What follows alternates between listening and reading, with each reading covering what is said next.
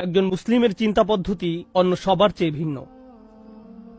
এর কারণ হল আল্লাহর কিতাব। এটা আমাদের চিন্তাধারাকে রূপদান করে। বস্তুত আজ আমি আলোচনা শুরু করতে চাই সূরা মুলকের একটি আয়াত দিয়ে, যেখানে বলা হয়েছে লোকেরা জাহান্নামে প্রবেশ করছে, আর প্রবেশ করাকালে তাদেরকে তাদের অপরাধ সম্পর্কে জিজ্ঞেস করা হচ্ছে।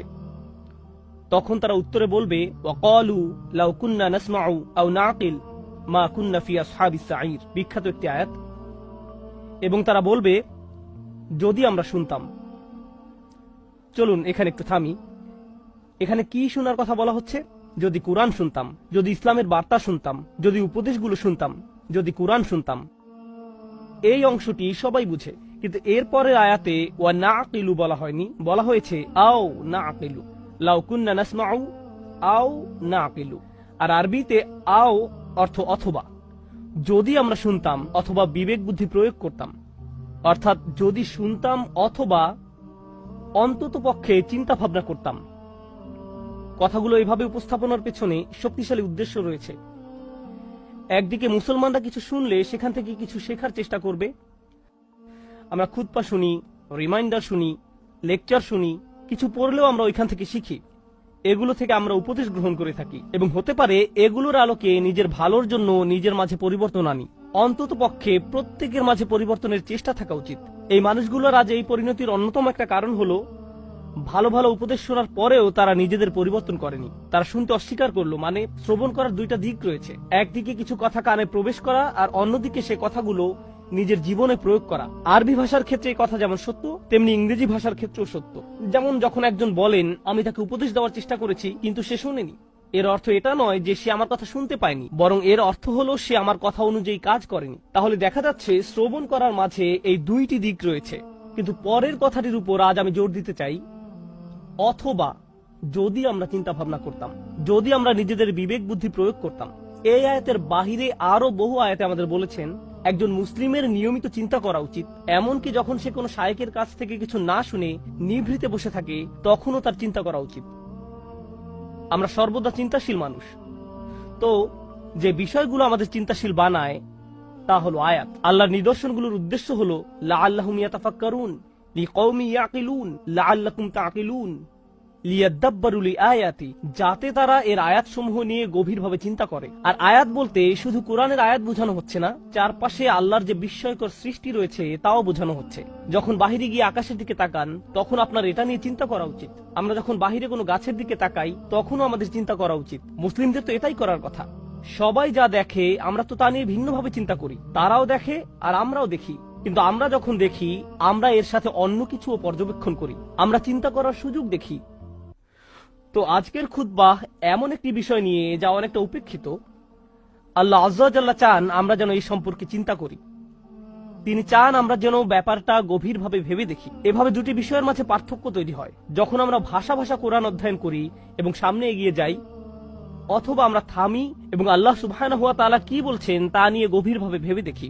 তিনি এই অসাধারণ আয়াতে বলেন, ওয়া আওহা রাব্বুকা ইলান নাহলি। আল্লাহ ওহী অবতীর্ণ করেন, আপনার রব ওহী অবতীর্ণ করেন। যখন বলেন আওহা রাব্বুকা, কোরআন যেহেতু রাসূলুল্লাহ সাল্লাল্লাহু আলাইহি ওয়াসাল্লামের নিকট অবতীর্ণ কালাম, যখন বলা হয় আপনার রব অবতীর্ণ করেছেন, রাসূলুল্লাহ সাল্লাল্লাহু আলাইহি ওয়াসাল্লাম যখন এই কথা শুনছেন, তিনি হয়তো ভাবছেন আমার রব আমার প্রতি কোরআন নাজিল করেছেন। কিন্তু এই আয়াতে আল্লাহ বলছেন, আমি আপনার নিকট অবতীর্ণ হওয়া ওহী সম্পর্কে কথা বলছি না, আমি মৌমাছির নিকট অবতীর্ণ হওয়া ওহী সম্পর্কে কথা বলছি। যেই প্রভু আপনার নিকট কোরআন অবতীর্ণ করেন, তিনি মৌমাছির প্রতিও কিছু একটা অবতীর্ণ করেন। ব্যাপারটা নিয়ে একটু ভেবে দেখুন। মৌমাছি আমাদের অধিকাংশের নিকট গুরুত্বপূর্ণ কোনো বিষয় নয়। এমন নয় যে আমরা প্রতিদিন এটা দেখি। যদি দেখেন ভয় পেয়ে তাড়িয়ে দেন। আর যদি শহরে বাস করেন, তাহলে তো আপনি এমনিতেই প্রকৃতি থেকে অনেক দূরে। মোটের উপর আমরা ইট পাথরের শহরে থাকি। আল্লাহর সৃষ্ট বিস্ময়কর প্রকৃতির সাথে আমাদের সাক্ষাৎ হয় কদাচিৎ। যে একটি সৃষ্টিকে এখনো এড়ানো যায় না তা হলো আকাশ। আকাশ সব সময় উপস্থিত। যারা ব্যস্ত শহরে বাস করেন, তাদের এমনকি উপরের দিকে তাকানোরও সময় থাকে না। তারা আশেপাশে তাকান, বাসে যাতায়াত করেন, তারা এমনকি আকাশও দেখেন না। তাহলে আমরা কি নিয়ে ভাববো? আমরা এমনকি নিজেদের জন্য চিন্তা করার সময় পাই না, বা আল্লাহ আমাদের যা নিয়ে চিন্তা করতে বলেন তা নিয়েও ভাববার সময় পাই না। তো এই খুতবাতে আমি আপনাদের এমন জিনিস নিয়ে চিন্তা করতে বলবো যা আমরা সম্পূর্ণরূপে উপেক্ষা করি একটি মৌমাছি। বিশেষ করে আল্লাহ আযজা ওয়া জাল্লা তার রাসূল সাল্লাল্লাহু আলাইহি সাল্লামকে বলেন, এমন এক ধরনের ওহী আছে যা আমি আপনার নিকট অবতীর্ণ করেছি মৌমাছির প্রতি। সুবহানাল্লাহ। আমাদেরকে মৌমাছি নিয়ে চিন্তা করতে হবে, কারণ কোরআনে আল্লাহ যা কিছু বলেছেন সবকিছু আমাদের হেদায়েতের জন্য। তাই একজন বিশ্বাসী হিসেবে এই ক্ষুদ্র সৃষ্টির প্রতি আমাদের এখন অন্যরকম একটা শ্রদ্ধা তৈরি হয়েছে, কারণ আল্লাহ বর্ণনা করেছেন এই ক্ষুদ্র সৃষ্টি আল্লাহর ওহী গ্রহণ করে থাকে। আল্লাহ এমন কথা গরু সম্পর্কে বলেননি, তিনি এমন কথা উট সম্পর্কেও বলেননি, তিনি পাখি সম্বন্ধেও এমনটি বলেননি। ওই প্রাণীগুলোর কথাও তিনি উল্লেখ করেছেন, তিনি বহু প্রাণীর নাম উল্লেখ করেছেন কোরআনে।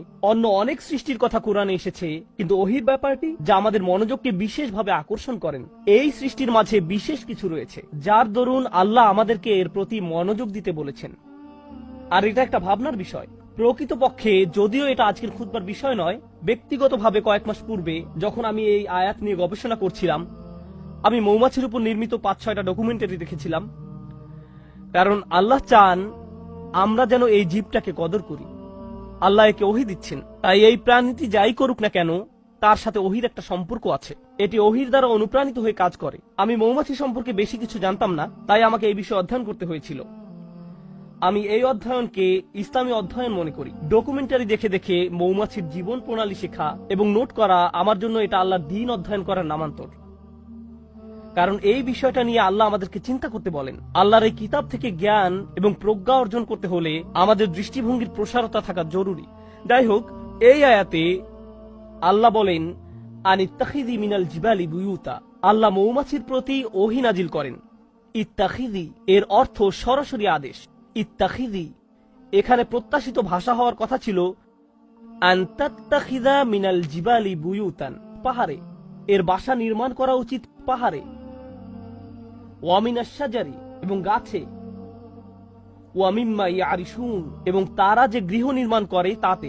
অর্থাৎ মৌচাষীরা এর জন্য যে খাঁচা নির্মাণ করে, যে গৃহ নির্মাণ করে তাতে। তাহলে মানুষ তাদের জন্য যে খাঁচা তৈরি করে তাতেও এরা বাসা তৈরি করতে পারে। এখন আমরা এই আয়াত থেকে যা শিখি, প্রথমত আল্লাহ বিশেষভাবে উল্লেখ করলেন তিনি মৌমাছিকে সরাসরি আদেশ দিয়ে থাকেন। ইত্তাখিযি ব্যাকরণের দিক থেকে ফেলে আমরের মধ্যম পুরুষে ব্যবহৃত হয়েছে। আল্লাহ সরাসরি মৌমাছির সাথে যোগাযোগ করে বলছেন তার কোথায় বাসা বানানো উচিত।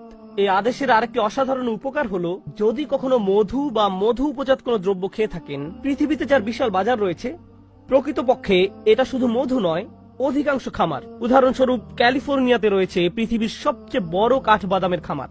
পৃথিবীর 90% কাঠবাদাম আসে সেখান থেকে, আর এর সবটা আসে মূলত মৌমাছির সাহায্যে, যারা বিভিন্ন রকম কাঠবাদামের গাছ থেকে ফুলের রেণু সংগ্রহ করে এবং পরাগায়নে সাহায্য করে, এবং এজন্য কৃষকরা সেখানে মৌ চাষ করে। এখন আল্লাহর প্রতি ওহী নাজিল করে বলেন তুমি বাসা বানাতে পারো পাহাড়ে, বাসা বানাতে পারো গাছে। যদি আল্লাহ না বলতেন ওয়া মিম্মা ইয়ারিশুন, তাহলে আপনারা মৌমাছির বাসা পেতেন শুধুমাত্র পাহাড়ে এবং গাছে। আমরা কখনোই মৌ চাষ করতে পারতাম না। কিন্তু তিনি বলেছেন ওয়া মিম্মা ইয়ারিশুন, যেন আমি আর আপনি মধু খাওয়ার স্বাদ উপভোগ করতে পারি। কারণ আল্লাহ একে অনুমতি দিয়েছেন মানুষের তৈরিকৃত বাসায় মৌচাক নির্মাণের জন্য, যেন আমরা এর চাষ করতে পারি। ব্যাপারটা নিয়ে একবার ভেবে দেখুন। এই ভাবনা আমাদেরকে এই সত্য অনুধাবন করতে সাহায্য করে যে আল্লাহর সৃষ্টি জগৎ থেকে যত কিছু আমরা উপভোগ করতে পারছি, এর কারণ আল্লাহ এদেরকে সরাসরি আদেশ করেছেন আমাদের সেবা করার জন্য। এই ক্ষেত্রে মৌমাছিকে আদেশ করা হয়েছে আমাদের সেবা করার জন্য। তাই যখন মানুষ মৌ বক্স নির্মাণ করে, তুমি তাকে নিজের বাসা হিসেবে গ্রহণ করে নাও।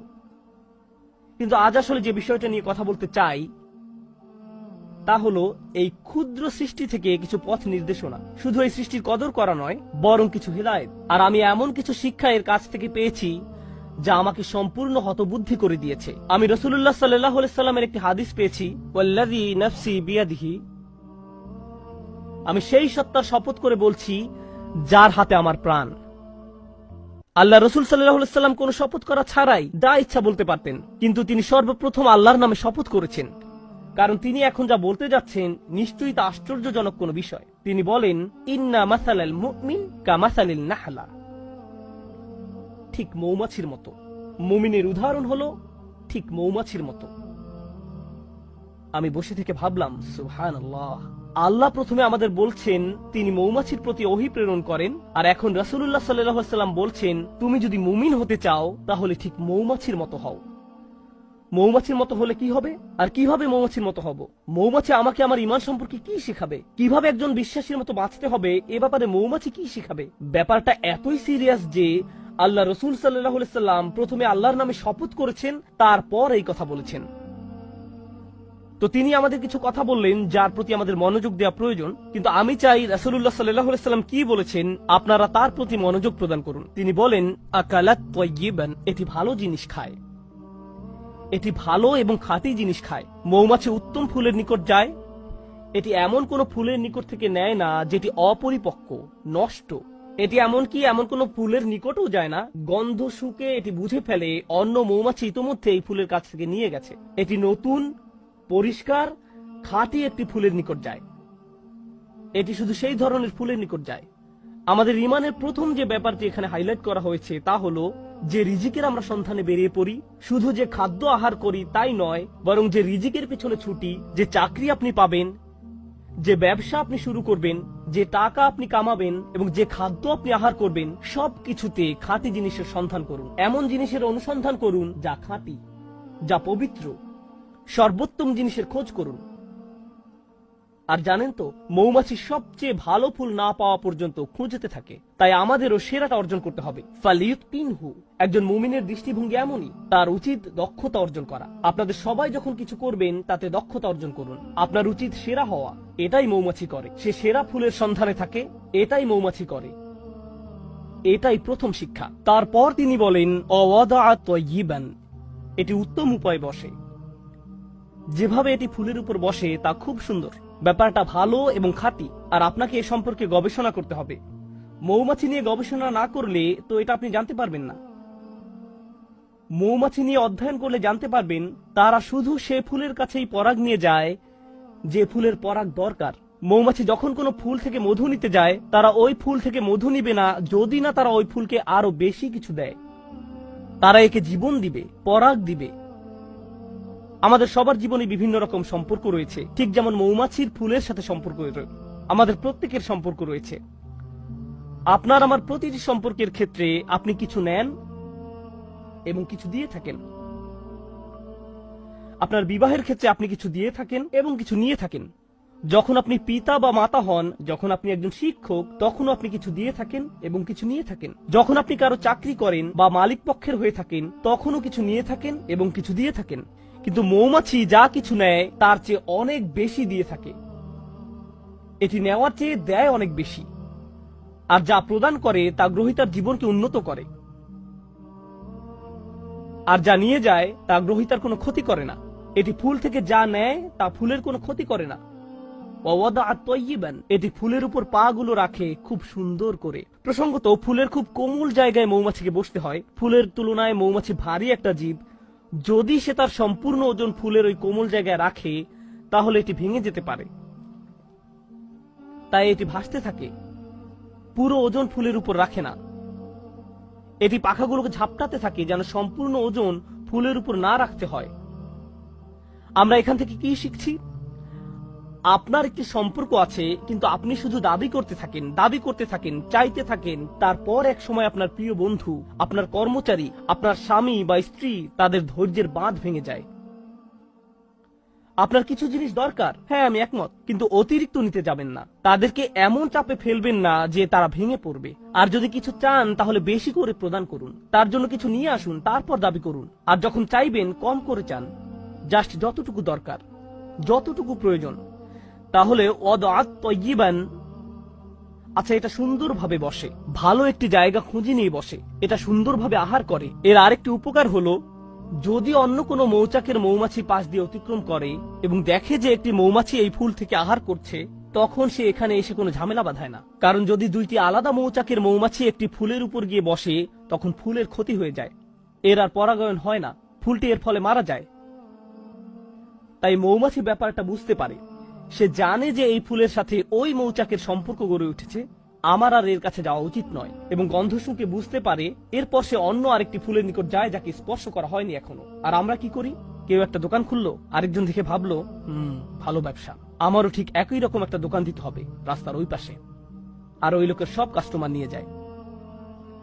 যখনই কোনো কাস্টমার ওই ব্যক্তির দোকানে যেতে নেয়, এই ভাই এদিকে আসেন, আপনাকে একটা জিনিস দেখাই, আমরা কি করি? আরো শত শত জায়গা আছে যেখানে আমি দোকান দিতে পারি, আল্লাহ রিজিক প্রশস্ত, আমাকে তার প্লেটের ভাত নিজের প্লেটে তুলে নিতে হবে না, কিন্তু এটাই আমরা করি।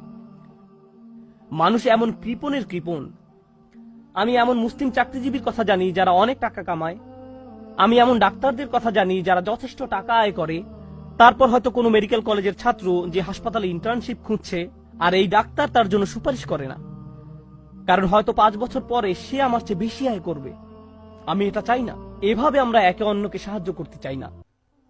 অথচ একজন বিশ্বাসীর মনোভাব হওয়া উচিত ছিল এরকম, আচ্ছা সে তার রিজিক এখানে আয় করছে, আমার উচিত অন্য কোনো জায়গায় যাওয়া, আমার তার রিজিকে ভাগ বসানোর দরকার নেই, পুঁজিবাদী সমাজের মতো গলা কাটার দরকার নেই।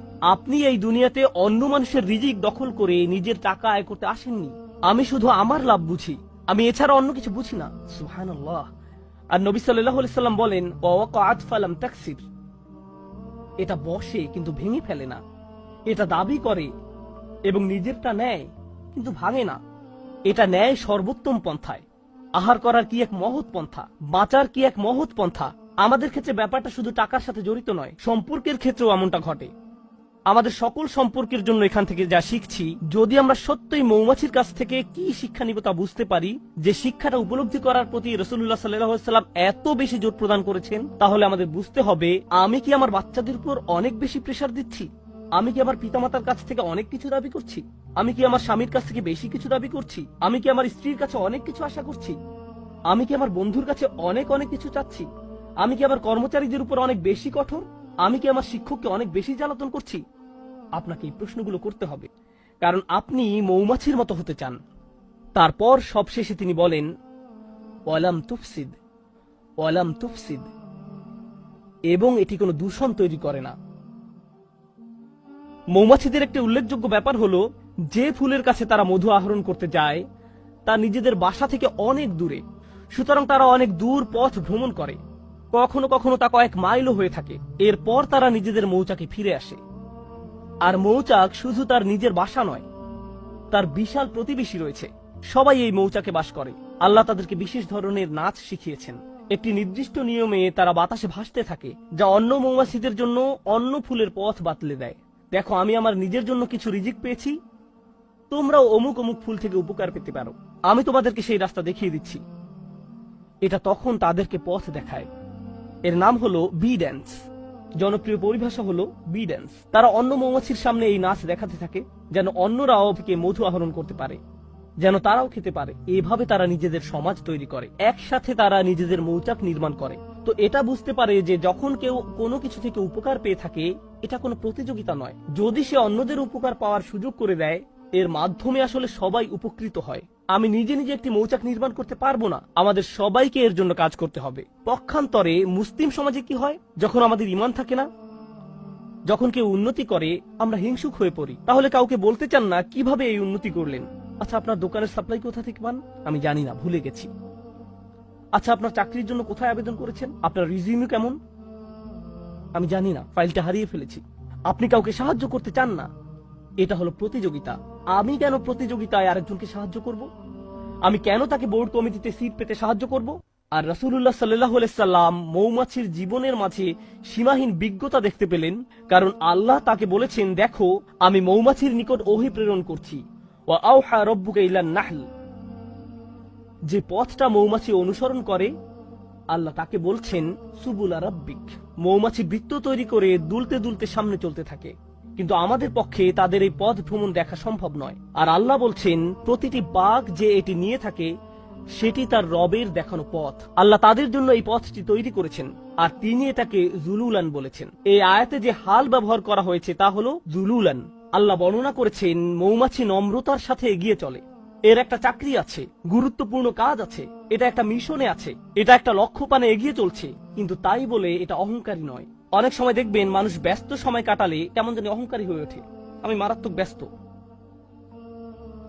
তোমার জন্য আমার সময় নেই, পরে কল দিও। আর আপনাদের মাঝে কেউ কেউ বড় চাকরি করেন, মাকে কল দেওয়ার সময় নেই। অন্যদিকে মৌমাছি জুলুলান তথা কাজ করতে যাওয়ার সময়ও নম্রভাবে পথ চলতে থাকে। সুবহানাল্লাহ। সব শেষে যা বলতে চাই, আর 2 মিনিট সময় আছে, আমি মৌমাছি নিয়ে শেষ একটি কথা বলতে চাই। যদিও অনেক কিছু বলার ছিল, শেষ একটা কথা, আল্লাহ এই জীবটাকে অসাধারণ করে বানিয়েছেন আর এটাকে তার নিজের কাজ করার যোগ্য করে তৈরি করেছেন। এটা নিজের জীবিকা আহরণ করছে।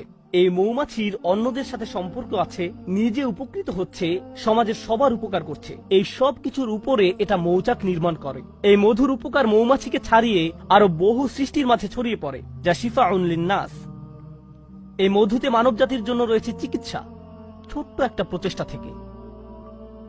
আমরা এখান থেকে কি শিখছি? আমরা যদি মুমিনদের একটি সমাজ তৈরি করতে চাই, আমরা যদি পরস্পরের উপকার করতে চাই, আমরা যদি একসাথে ভাই ভাই হয়ে বাস করতে চাই এবং অল্পে তুষ্ট থাকি, আমাদের সম্পর্কগুলোর উপর বেশি চাপ না দিয়ে থাকি, এর ফলে আমরা যে সমাজ নির্মাণ করব, এতে শুধু নিজেদের উপকার হবে না, বরং মানবতা এর দ্বারা উপকৃত হবে, আরোগ্য লাভ করবে। যদি মৌমাছিদের একটি সমাজ পৃথিবীকে আরোগ্য দান করতে পারে, কত শত রোগ বালাই মধুর মাধ্যমে আরোগ্য লাভ করে। রাসূলুল্লাহ সাল্লাল্লাহু আলাইহি সাল্লাম কর্তৃক সত্যায়িত একটি ওষুধ হলো মধু। আর মধু কখনো তৈরি হয় না যতক্ষণ না মৌমাছির একটি সমাজ একত্রে বসবাস করা শিখে এবং একত্রে কাজ করা শিখে। যদি এই উম্মাহ, যার মৌমাছির মতো হওয়ার কথা, যদি আমরা একসাথে কাজ করা শিখি, একত্রে বসবাস করা শিখি এবং আমাদের নিজস্ব সমাজ তৈরি করি, এর ফলে আমরা শুধু নিজেদের উপকার করব না, আমরা মানব জাতির জন্য আরোগ্য লাভের এক উপায়ে পরিণত হব। কারণ মানব জাতি আজ লোভী হয়ে পড়েছে। সবাই শুধু নিজের চিন্তায় ব্যস্ত। তারা বলে, আগে নিজের চরকায় তেল দাও।